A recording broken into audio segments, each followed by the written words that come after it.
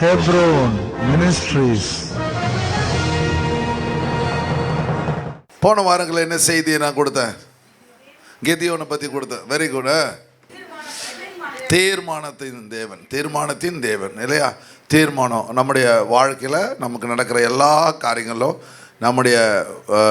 நம்முடைய ஃப்யூச்சரை, எதிர்காலத்தை ஆண்டவர் கையில் கொடுத்துடணும். ரொம்ப சிம்பிள் சப்ஜெக்டு, ரொம்ப அழகான ஆழமான காரியங்கள். இப்போது நம்ம காட் ஆஃப் டிட்டர்மினேஷன் நம்முடைய கரங்களில் கொடுத்துடணும். ஹல்லேலூயா. காட் ஆஃப் சப்மிஷன் கொடுத்தது மாத்திரமல்ல, அவர் என்ன சொல்கிறாரோ அதுக்கு கீழ்ப்படியணும். கொடுத்துடணும், கீழ்ப்படியணும். அப்படி கிதியோன் வாழ்க்கையில் அவர் என்ன சொல்கிறார்? ஆண்டவர் சொல்கிறார் யுத்தத்துக்கு வா அப்படின்னு சொல்லி யுத்தத்துக்கு வரா. அப்போ ஆண்டவர் சொல்கிறார் யார் யார் யுத்தத்துக்கு வரான் கூப்பிடுன்னு சொல்கிறாரு. கூப்பிட்றான். அதில் 32,000 பேர் வர்றாங்க. 22,000 பேர் பயமும் திகிலும் உள்ள ஆள் திரும்பி போயிட்டும் சொல்கிறான்.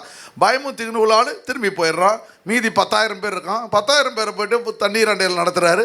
அதில் 300 பேரை செலக்ட் பண்ணுறாரு. அப்போ ஒரு யுத்தத்துக்கு போக வேண்டுமென்றால் என்ன தேவை? கையில் என்ன தேவை? கத்தி இருக்கணும், பிறகு ஷீல்டு இருக்கணும், கவசம் இருக்கணும், ஈட்டி இருக்கணும், நிறைய எக்யூப்மெண்ட்ஸ் தேவை. ஆனால் கர்த்தர் என்ன கொடுத்தாரு? ஒரு பானை, ஒரு ட்ரம்பட்டு, ஒரு ஷோஃபரு, ஒரு தீவட்டியை கொடுத்தாரு. இதை எடுத்துகிட்டு யாரும் யுத்தத்துக்கு போக மாட்டாங்க. ஆனால் கர்த்தருடைய கரத்தில் அவருடைய செயல்பாடுகளுக்கு அவன் தன்னை அர்ப்பணித்தான். ஹல்லேலூயா. ஆண்டவர் டிட்டர்மினேஷன் அப்படின்னா தேவனுடைய தீர்மானத்துக்கு நம்மை அர்ப்பணிக்க வேண்டும். அப்போ எந்த காரியம், வேலையாகட்டும், வியாபாரமாகட்டும், திருமணமாகட்டும், குழந்தையின் காரியங்கள் எதுவாக இருந்தாலும் அர்த்தம். அப்போது நம்முடைய வாழ்க்கையில் எந்தெந்தெல்லாம் ப்ராக்டிக்கலாக நீங்கள் போகிறீங்களோ அவற்றை எல்லாம் ஆண்டவரே இப்படி சித்தத்தின்படி ஆவ கடவுது. ஆண்டவரே நீர் ஆண்டவர் என்னை வழிநடத்த வல்லமை உள்ளவராக இருக்கிறீங்க. நான் போன வாரங்கள் அதிகமாக சபைக்கு ஜெபித்த பொழுது 7 வருஷம் உபத்திரம் முடிஞ்சிடுச்சு.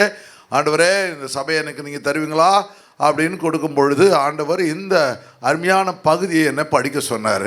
படிக்க சொன்ன நான் படித்து முடிச்சது என்ன, இதுதான் உனக்கு இந்த வாரத்தினுடைய செய்தி. நான் கொடுக்க போகிற நான் கொடுக்க போகிற ஆலோசனை உனக்கு இதுதான். நீ என்னிடத்தில் விட்டுவிடு. தீர்மானத்தை நான் எடுக்கிறேன். அந்த சபையை நான் கொடுக்குறேன்னா இல்லையா என்பதை நான் டிசைட் பண்ணுறேன். நீ 7 வருஷமாக அதையே பிடிச்சிட்டு நிற்கிற. கட்டிட்டேன் செலவு பண்ணிட்டேன். அதில் நீங்கள் ரொம்ப என்ஜாய் பண்ணிட்டீங்க. அதனால் அந்த தீர்மானத்தை என்னிடத்தில் கொட்டுவிடு, நான் அதை செய்கிறேன். 2வது தீர்மானத்தை விட்டுவிடுவது மாத்திரமல்ல, என்னுடைய வழி நடத்தலுக்கு நீ கீழ்ப்படிக்க வேண்டும் என்று ஆண்டவர் எனக்கு கற்றுக் கொடுத்தார். இந்த செய்தியின் மூலமாக உங்களுக்கு எவ்வளோ பிரயோஜனமாக எனக்கு தெரியாது. எனக்கு ஆண்டவர் ஒரு எதிர்காலத்தை ஆண்டவர் தேவன் கட்டளையிட்டார். ஹல்லேலூயா. நான் நடத்துகிற விதம் கொஞ்சம் உனக்கு கஷ்டமாக இருந்தாலும் ஆனால் முடிவில் அது ஜெயத்தை வெற்றியும் தரும். சப்மிஷன். 3வது காரியம் சொன்னார் அசோசியேஷன். எல்லாரையும் ஒரே தரிசனம் உள்ளவர்களை ஒன்றாக இணைத்துக்கொள். ஹல்லேலூயா. அந்த 32,000 பேரோடு கூட நான் இல்லை. பிறகு 22,000 பேரோடு கூட நான் இல்லை.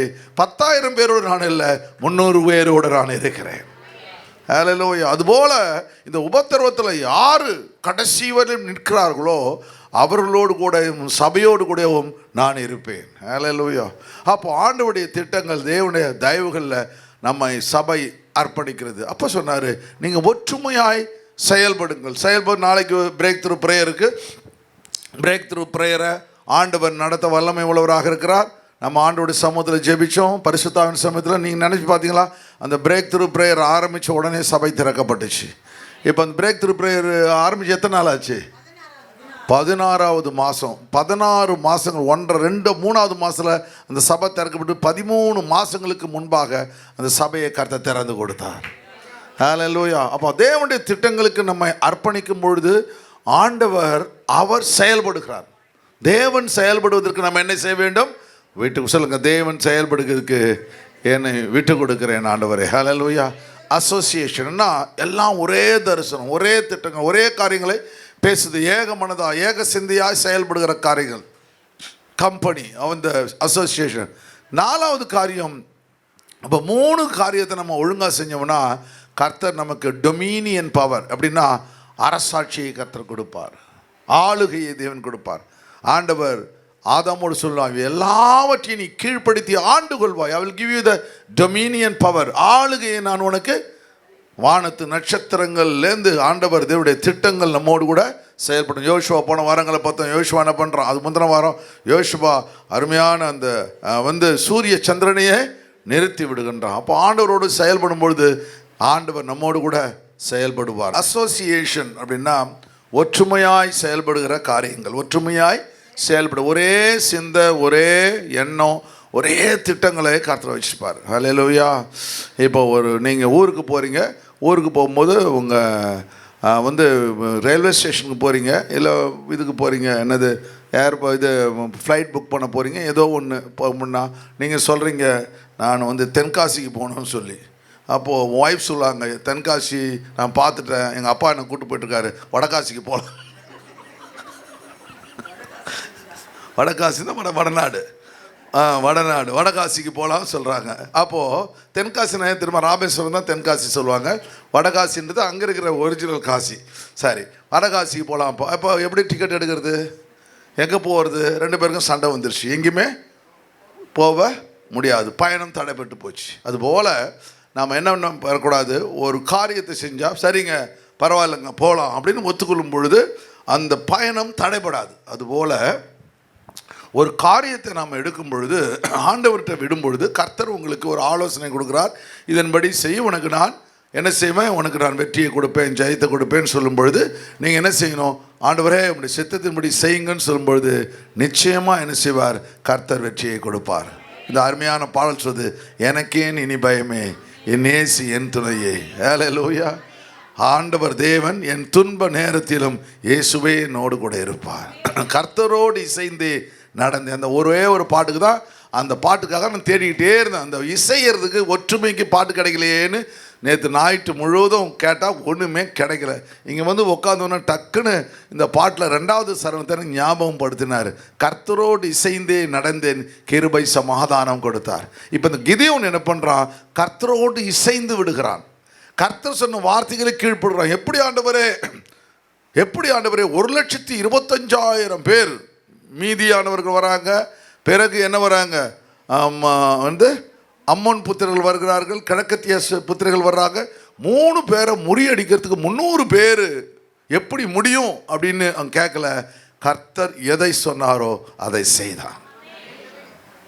ஆண்டவுடைய ஸ்ட்ராட்டஜின்னு சொல்லுவாங்க, ஆண்டவுடைய சீக்ரெட்ஸ் சொல்லுவாங்க, ஆண்டவுடைய தரிசனங்கள், அவருடைய ரகசியங்கள் நம்மளால் எண்ணிக்கூட பார்க்க முடியாத ஒன்றாக இருக்கிறது.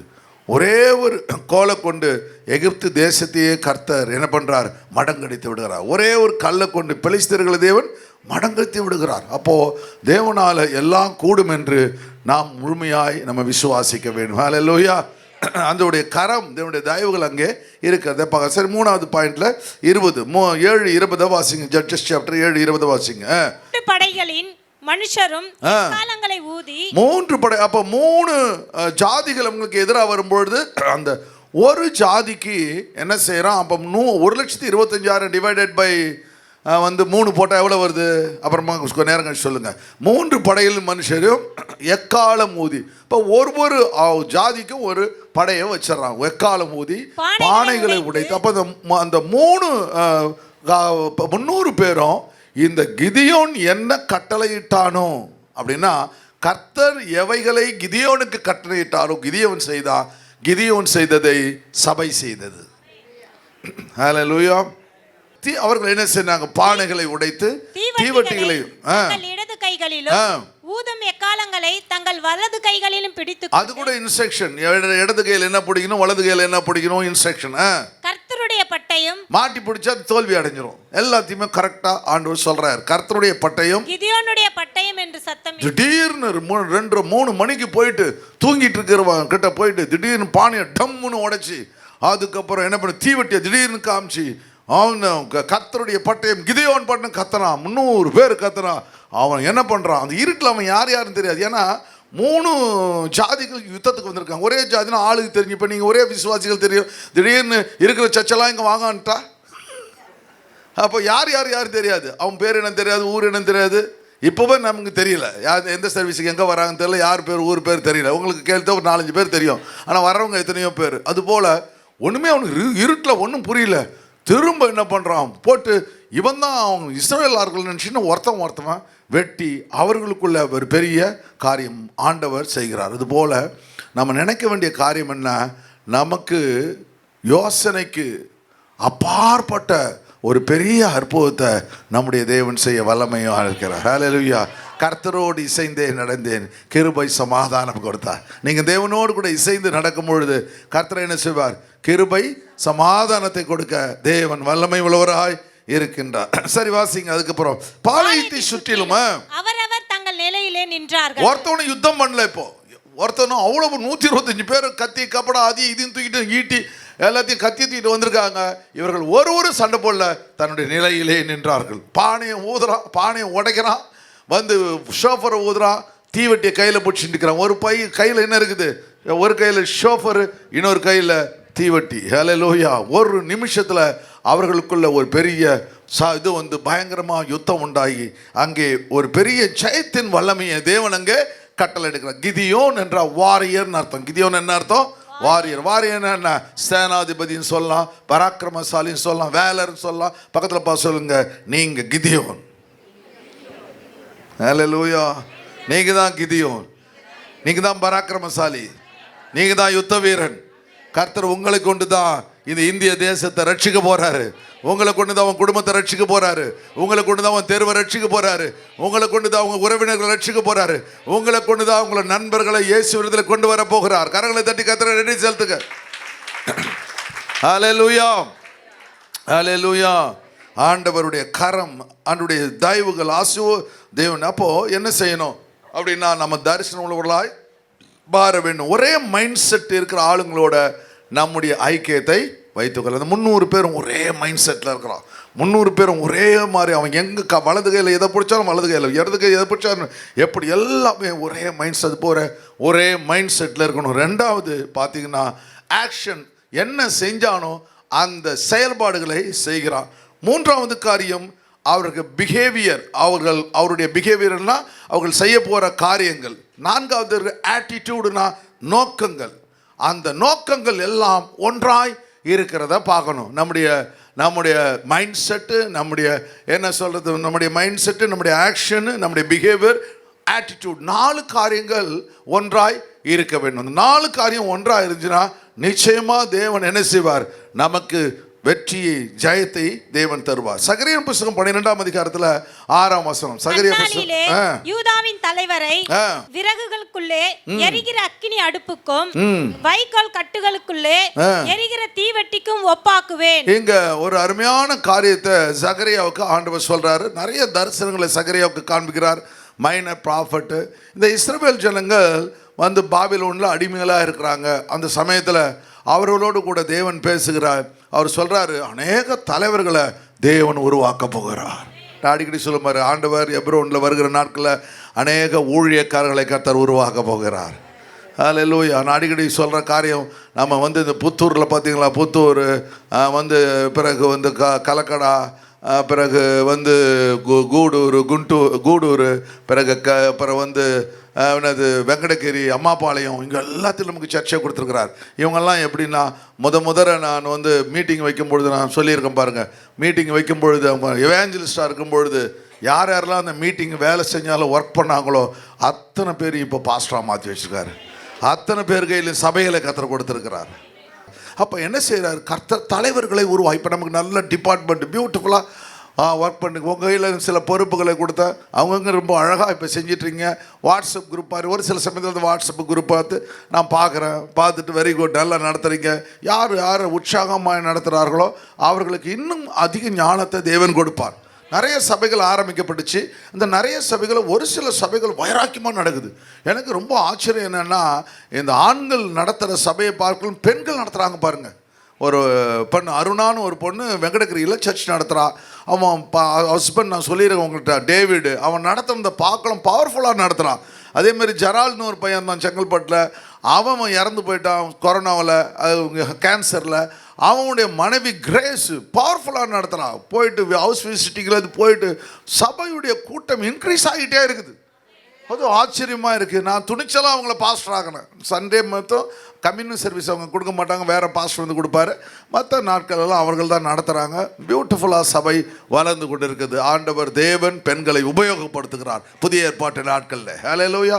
அதுபோல் கர்த்தர் உங்களை ஊழியத்தில் இன்னும் வல்லமையாய் உபயோகப்படும். அநேக ஆத்துமாக்களை கர்த்தர் கொண்டு வர இரக்கமுள்ளவராய் இருக்கின்றார். சரி, அவங்க பார்க்கும் பொழுது அவன் சொல்கிறான் பாருங்க, யூதாவின் தலைவரை. அப்போது ஆண்டவர் தேவன் ஒரு குடும்பத்தில் ஒருவர்களுக்கு உபத்திரவங்கள் கஷ்டங்கள் எல்லாம் வருது. அவன் சொல்கிறான், யூதாவின் தலைவர் விறகுக்குள்ளே எரிகிற அக்கினி அடுப்பு. அப்படி நல்லா பார்த்துங்க. விறகு இருக்குது, வெறும் பெரிய குவியல் விறகு இருக்குது. விறகு பார்த்துருக்கீங்களா? பார்த்துருக்கீங்கல்ல? விறகு எல்லாரும் பார்த்துருக்கீங்க. நான் எதை தெரியாமல் சொல்லிட்டு இருக்கக்கூடாது பாரு. அப்போ விறகு பார்த்துருக்கீங்க. அப்போ விறகு பார்த்தும்போது இப்போது அந்த விறகுகள் வந்து அந்த மேலே இருக்கிற விறகுகள் கொளுத்துனா அந்த ஹோல் விறகு எரியுமா, கீழே இருக்க விறகு கொளுத்துனா எரியுமா? வெரி குட், நல்லா சொன்னீங்க. அப்புறம் என்ன அர்த்தம்னா, இப்போ மேலே இருக்கிற விறகுலாம் கீழே இருக்க விறகு அழுத்துமா அழுத்தாதா?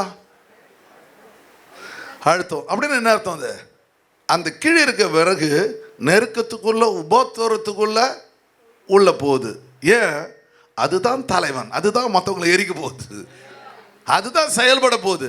அதற்கு வந்து நெருக்கங்கள் கட்டாயமாக நிச்சயமாக இருக்கும். ஒரு தலைவன்னா அவனுக்கு பழி சொற்கள் இருக்கும், ஏளன சொற்கள் இருக்கும், எல்லாமே இருக்கும். காலேபு, ஜோஷுவா, மோசஸு, ஆரோனு எல்லாரையும் கண்ணாமண்ணான்னு திட்டுறாங்க. பார்த்தீங்களா? எவ்வளோ ஒரு சின்ன தப்பு பண்ணிட்டான உடனே அவனை கண்ணாமண்ணு பிடிச்சி திட்டுறாங்க. ஆனாலும் இருந்தாலும் அவர்கள் தன் ஊழியத்தை விடவில்லை. ஹல்லேலூயா. சரி, விறகு போட்டாங்க பாரு. உள்ளே இருக்கிற வந்து விறகு ஒன்று கொளுத்தினோடனே அந்த விறகு முழுவதுமாக இருக்குது. அப்போ சொல்லும்பொழுது சொல்கிறான் சகரியா, சொல்லும் பொழுது விறகுக்குள்ளே எரிக்கிற தீவட்டிகளாய் கர்த்தர் என்ன பண்ணுவாரா? அடுப்புக்கும் விறகுக்குள்ளே எரிக்கிற அக்னி அடுப்புக்கும் விறகுக்குள்ளேன்னு சொல்கிறான் பாரு. அப்போ அந்த ஒரு விறகு தீ பிடிச்சோடனே எல்லா விறகையும் அது பற்ற வைத்து விடுகிறது. அதுபோல் ஒரு மனுஷன் ஒரு குடும்பத்தில் ஆண்டவர் தொடும்போது அந்த மனுஷன் தன் குடும்பத்தையே கிறிஸ்துவுக்குள் கொண்டு வந்து விடுகிறார்.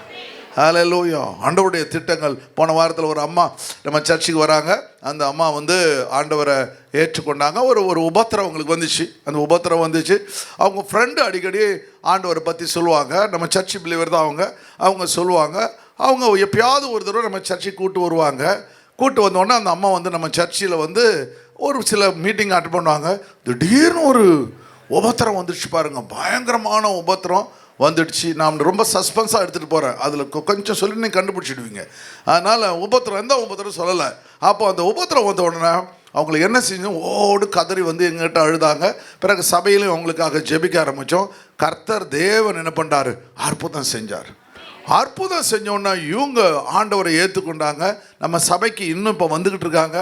முந்தா நேற்று சொல்கிறாங்க, பாஸ்டர் நான் ஞானஸ்தானம் எடுத்துக்கணும் பாஸ்டர், ஞானஸ்தானம் எடுத்துக்கணும் பாஸ்டர். அப்போ ஞானஸ்தானம் எடுத்துக்கணும்னு சொன்னவங்க மாத்திரமல்ல, அவங்க சொல்கிறாங்க அதற்கு பிறகு ஞானஸ்தானம் எடுத்துக்கிட்டு எங்கள் ஹஸ்பண்ட்டை சொல்லணுமா வேணாமா அப்படி சொல்லலாம், அதை நீங்கள் டிசைட் பண்ணிங்கம்மா அப்படின்னு அவங்க சொன்னாங்க. இல்லை, ஹஸ்பண்ட் சொன்னால் அனுமதிக்க மாட்டார். ஞானஸ்தானம் ஞானஸ்தானம் இண்டிவிஜுவல் உங்கள் இஷ்டம் அப்படின்னு. அப்போ அவங்க சொன்னாங்க, நிச்சயமாக கர்த்தர் என்னுடைய குடும்பம் முழுவதுமாக கர்த்தர் கொண்டு வருவார். இதுதான் விறகுக்குள்ளே எரிகிற தீவட்டி. இவங்க தான் தலைவனா ஆண்டவர் அந்த குடும்பத்தில் எழுப்பி இருக்கின்றார். ஹல்லேலூயா. பக்தி உள்ள தமக்காக தேவன் தெரிந்து வைத்துக் கொள்கிறார் ஆண்டவர். அது போல சபையில் அநேகர தேவன் எழுப்பார், அநேகர தேவன் கொண்டு வருவார். காட்டுக்குள்ளே எரிகிற தீவெட்டுக்கு ஒப்பாக்கு, வைக்கோலுக்குள்ளே கட்டுகளுக்குள்ளே எரிகிற தீவட்டிக்கு ஒப்பாக்குவேன். அவர்கள் வலதுபுறமும் வலதுபுறம் இடதுபுறம்னா உறவினர்கள் நண்பர்கள் சொல்லலாம். புறப்பட்டு சுற்றிலும் இருக்கிற எல்லா ஜனங்களையும் பட்சி, மூணாவது சுற்றிலும் இருக்கிற எல்லா ஜனங்களையும் பின்கோட்ல இருக்க அத்தனை பேரையும் பட்சிப்பார்கள். தேவனுடைய வல்லமையை கொண்டு செல்வார்கள். தரிசன உணவுகளாய்மா இவர்கள் பெற்ற தரிசனத்தை மற்ற இடத்தை அவர்கள் பகிர்ந்து கொள்வார்கள். எருசலேம் திரும்பவும் எதெல்லாம் இழந்து போச்சோ அவற்றையெல்லாம் சபையாக எருசலேம் திரும்ப பெற்றுக்கொள்ளும். ஹல்லேலூயா. எருசலேம் திரும்பவும் தன் ஸ்தானமாகிய எருசலேமிலே குடியேற்றப்பட்டிருக்கும். நான் ஆண்டவர்கிட்ட இன்னைக்கு காலையில் சொன்ன, ஆண்டவரே இந்த 7 வருஷங்கள் என் கைகளை நீங்கள் மடக்கி போட்டீங்க, எதுவும் செய்ய முடியாதவர். ஒரு பக்கம் ஒரு பக்கம் பொருளாதார ஆசீர்வாதம் போச்சு, இன்னொரு பக்கம் வந்து நிறைய சோல்களை வின் பண்ணும், அவையெல்லாம் நின்று போச்சு. அப்போ யோசிச்சு பாருங்க, 94 96லேருந்து டிவி மினிஸ்ட்ரி 2018 வரையும் டிவி மினிஸ்ட்ரி பண்ணிட்டு இருந்தோம். எவ்வளோ 5 டிவியில் பேசணும். TV ministry, literature ministry, cassette ministry, evangelism ministry எல்லாம் அந்த 7 வருஷம் சபையில் ஆண்டவர் தேவன் சில காரியங்களை, அதனால் ஆண்டவர் அடுத்த இடத்துல போதகர்களுக்கு தேவன் என்னை போதகர்களாக ஆண்டவர் உருவாக்கினார், உயர்த்தினார். ஆண்டவருக்கு ஸ்தோத்திரம். அதில் வீணாக டைம் வேஸ்ட் பண்ணல, ஆண்டவர் செஞ்சார் அது. ஆனால் எனக்கு வந்து திருப்தி என்னன்னா, சர்ச்சு பெருசானன்ற ஒரு வெறி. அப்புறம் ஆண்டவர் சொன்ன, ஆண்டவரே எத்தனை ஆத்துமாக்கள் அந்த சபை இருந்திருந்தா நாங்கள் சம்பாதிச்சிருப்போமோ, இந்த 7 வருஷத்துக்கு பிறகு அத்தனை ஆத்துமாக்களை திரும்ப கொடுக்க போவதற்காக நன்றி ஆண்டவர். ஹல்லேலூயா. ஆண்டவர் செய்வாரா மாட்டாரா?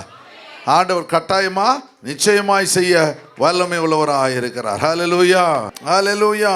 அப்போ ஆண்டவர் ஒருமித்து செயல்படும் பொழுது, சொல்லுங்க, ஒருமித்து செயல்படும் பொழுது நிச்சயமாக வெற்றியை கொடுப்பார். அப்போ உங்களுக்குள்ள, உங்கள் குடும்பத்துக்குள்ள, முதல்ல உங்கள் ஆர்கனைசேஷனுக்குள்ள ஒற்றுமையின் ஆவியை தேவன் அனுமதிக்க வேண்டும். ஆண்டவரை சொல்லுங்கள், ஆண்டவரே என் குடும்பத்தில் நான் எடுக்கிற முடிவெல்லாம் என் கணவன் எடுக்கணும், நான் எடுக்கிற முடிவு தான் என் பிள்ளைகள் எடுக்கணும். ஆண்டவரே அப்படி என் குடும்பத்தை கர்த்தர் மாற்றுகிற தயவுக்காக நன்றி ஆண்டவரே. ஹல்லேலூயா. சில சமயத்தில் இந்த சமாதானம் கெடும்பொழுது, ஆளுக்கு ஒரு முடிவை எடுக்கும் பொழுது கர்த்தர் செயல்படவே முடியாது. ஹல்லேலூயா. நம்ம எல்லாம் ஒரே நோக்கத்தோடு கூட செயல்பட வேண்டும். அதுதான் ஆண்டவர் நமக்கு கற்றுக் கொடுக்கின்றார். இந்த யோர்தான் 6ஆம் அதிகாரத்தில், யோசுவா 6ஆம் அதிகாரத்தில் பார்க்கும்பொழுது, அங்கே யோசுவா என்ன பண்ணுறான், எல்லாரையும் என்ன பண்ணுறான், எரிகோவுக்கு சுற்றிலும் வழி நடத்துகிறான். 7 நாட்கள் எரிகோவை சுற்றி வருகிறார்கள். 7ஆம் நாள் 7 முறை சுற்றி வராங்க. இதெல்லாம் கர்த்தர் இன்ஸ்ட்ரக்ட் பண்ணுறாரு, எப்படி வெற்றியும் ஜெயத்தையும் பண்ணணும். அப்போ அவங்க யோசிக்கிறான், எதுக்குடா 7 முறை சுற்றி வரணும்னு கேட்கல. ஆண்டவரே நீ என்ன சொல்கிறீன்னு கேட்குற. ஆண்டவர் 7 முறை சுற்றி வரப்போ 7 முறை, 7வது நாள் 7 முறை சுற்றப்போ 7 முறை சுற்றி வரும். ஆண்டவர் சொல்கிறாரு, 7 முறை சுற்றி வந்துட்டு என்ன பண்ணும், அந்த ஆசாரிகள் பூரிகளை முழங்க வேண்டும். முழங்கும் பொழுது ஆர்ப்பரிக்கணும். ஆர்ப்பரித்த உடனே, இப்படி கிதியோனின் பட்டயம், கர்த்தரின் பட்டயம், கிதியோனின் பட்டயம், அது மாதிரி ஆர்ப்பரித்த உடனே அந்த அலங்கம் இடிந்து விழும். யாராவது நம்புவாங்களா? யாராவது நம்புவாங்க? எல்ஐசி பின்னாடி போய் 7 முறை சுற்றி வந்துட்டு எல்ஐசியை உழு, பின்னாடி இருக்கும் பழியன்னு போடுவான். எடா மென்டலடா நீ. ஆனால் கர்த்தரால் எல்லாம் கூடும். அப்படிப்பட்ட அவுட்ஸ்டாண்டிங் மிரக்கு இப்போ நடக்கிறதில்ல, பார்த்தீங்களா? ஏன்னா மக்களுக்கு வந்து தேவன் மேலே இருந்த விசுவாசம் போயிடுச்சு. அன்னைக்கு இருந்த விசுவாசம் இன்னைக்கு வைராக்கியம் இல்லை. அந்த வைராக்கியம் இருந்தால் கட்டாயமாக நடக்குது, இன்னும் அற்புதம் நடக்குது. ஆனால் அவுட்ஸ்டாண்டிங்கான மிரக்கல்ஸு இப்போ நடக்கிறதுல காரணம், அந்த தேவன் இன்னும் உயிரோடு கூட தான் இருக்கிறார். மரித்தேன் சதா காலங்களிலும் உயிரோடு கூட இருக்கிறேன். அவர் இன்னும் மரிச்சு போகவில்லை. ஆனால் ஏன் நடக்கலைன்னா, அந்த மாதிரி விசுவாசம் டெடிக்கேஷன்னால இல்லை. ஒரு நிமிஷத்தில் நாங்கள்லாம் அது போய் பார்த்தோமே, எத்தனை முறை 5 முறை போய் பார்த்தோமே. அப்போல்லாம் அப்படியே இடிஞ்சு ஒன்றும் இல்லை. அந்த இடத்துல பாருங்கள், அங்கே சாபத்தீடான நகரம், இன்னும் கூட அதில் எதுலையுமே கட்டலை பாருங்கள். அன்னைக்கு எத்தனை 4000 வருஷத்துக்கு முன்னாடி, 2000 3000 வருஷத்துக்கு முன்னாடி நடந்தது. அந்த இடத்துல இன்னும் எவனும் கட்டலை பாருங்கள். அந்த சாபம்னா அது தொடவே இல்லை. அந்த ஒரு ஆள் ஆகான் என்ன பண்ணுறான், தவறு செஞ்சிடறான்ல, அப்போ அவனை தூக்கி கல்லை எறிஞ்சு கொண்டுடுறாங்க, பார்த்தீங்களா? அப்போ அதனால் அந்த இடத்துல இஸ்ரவேலுக்கு காலையை வைக்கல பாருங்கள். அந்த இடத்துல எந்த வீடு இது கட்டிருக்கானா இல்லை, அப்படியே கிடக்குது. அது அப்படியே மேலே போய் பார்க்கணும், பார்த்தா அந்த எரிக்கும் முதல் சுவர் அப்படியே கட்டு. அந்த இதில் ஒருத்தன் வீடு வாங்கி கட்டலைங்க, பிளாட் போட்டு, நம்மளால் அந்த பிளாட் போட்டு விற்றுருப்பான். 7500 ரூபாய் ரேட்டு ஸ்லாஷ் 4300 ரூபாய். 8000க்கு போகிறதுக்கு 3400 ரூபா கொடுத்துட்றாரு, வாங்கிக்கணும். உடனே 10 பேர் போய் புக் பண்ணுவான். அதெல்லாம் ஆண்டோடைய வார்த்தைக்கு என்னைக்கும் அவன் பயப்படுறான். அதுபோல் தேவனுடைய வார்த்தைக்கு என்ன பண்ண வேண்டும், பயப்பட வேண்டும். ஹல்லேலூயா. சரிங்க, வச்சுங்க. ஆண்டுடைய திட்டங்கள், தெய்வங்களும் ஆண்டவர் மேலே வச்சுருக்கிறார். அதுபோல் கர்த்தருடைய கரம் நம்மோடு கூட இருக்கிறது. அப்போது பரிசுத்த ஆவியானவர் இந்த எக்காலங்களை குறித்து நிறைய காரியங்களை கர்த்தர் சொல்லியிருக்கிறாரு. அந்த நிறைய காரியங்களை பார்க்கும் பொழுது ஆண்டவருடைய திட்டங்களை, இது வந்து ரெவலேஷன் சாப்டர் 8ஆம் அதிகாரத்தில் 7ஆம் வசனம் பாருங்க. அப்போ என்னென்னலாம் நம்ம செஞ்சோமோ அவற்றையெல்லாம் தேவன் என்ன பண்றாரு, வருகைக்கு பிறகும் ஆண்டவர் அநேக காரியங்களை கற்றுத் தருகிறாரு. அப்பொழுது ரத்தம் கலந்த கல்மழையும் அக்கினியும் உண்டாச்சு. பார்த்தீங்களா? யார் யாரெல்லாம் கல்மழை, காலைல கேட்டேன், யார் யாரெல்லாம் கல்மழையை பார்த்துருக்கீங்கன்னு சொல்லி பாருங்க. கல்மழை அப்படியே இப்படி உழுவுது பாருங்க, கல்லுக்கெல்லாம் உழுது. எப்படிமா இந்த மழை வந்து கல்மழையாக உழும்? என்னன்னா, இந்த மழை பெய்யுதில்ல, அந்த மழை வந்து காற்று வேகமாக வீசும் பொழுது அது குளிர்ந்த பகுதிக்கு அந்த காற்று அடித்து செல்லப்படுகிறது. குளிர்ந்த பகுதிக்கு காற்று அடிக்கும் பொழுது இப்போ நீங்கள் ஃப்ரிட்ஜில் என்ன பண்ணுறீங்க, தண்ணி பாட்டில் வச்சா தண்ணி இருக்குது, அதே தண்ணி பாட்டில் தூக்கி ஃப்ரீசரில் வச்சா ஐஸ் கட்டி ஆகி போகுது. அது போல் இந்த காற்று அடிக்கும் போது அது குளிர்ந்த பகுதிக்கு இது அங்கே வந்து ஃப்ரீசிங் டெம்பரேச்சர். இப்போ நார்த் போலில் ஒரு டெம்பரேச்சர் இருக்குது, நியூயார்க்கில் ஒரு டெம்பரேச்சர் இருக்குது. நமக்கு ஒரு அந்த ஃப்ரீஸ் உள்ளே பண்ணோன்னா இந்த பனி இந்த கட்டெல்லாம் ஐஸ் கட்டியாக மாறி கீழே விழுது. பார்த்தீங்கன்னா ஆச்சரியமாக இருக்கும். ஆனால் ஆண்டவர் நியாய தீர்ப்பு நாள் என்ன நடக்குமா, அந்த ஐஸ் கட்டி அது குழுன்னு இருக்க எடுத்து வாயில் போட்டு சாப்பிட்றீங்க. ஆனால் அந்த நாட்களில் ஆண்டவர் நியாயம் தீர்க்கும் பொழுது அது அக்னி கலந்த ஐஸ் கட்டியாக இருக்கும். அது என்ன நடக்கும் அப்படின்னு பார்த்தா